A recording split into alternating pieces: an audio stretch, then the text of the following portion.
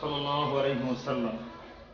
আল্লাহ রাব্বুল আলামিন আমাদেরকে শ্রেষ্ঠ নবীর শ্রেষ্ঠ উম্মত বানিয়ে সৃষ্টির মধ্যে শ্রেষ্ঠত্ব দান করেছেন। এজন্য আমরা আল্লাহর দরবারে আবারও শুকরিয়া আদায় করি। আমরা সবাই করি আলহামদুলিল্লাহ।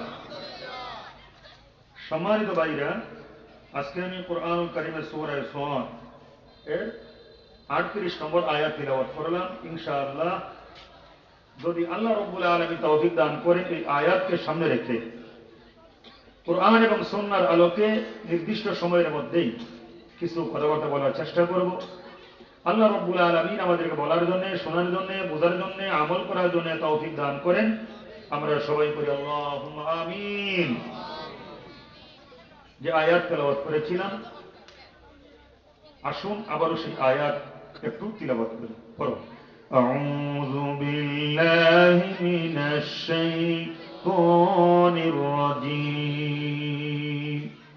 বিসমিল্লাহির রাহমানির রাহিম। ইয়া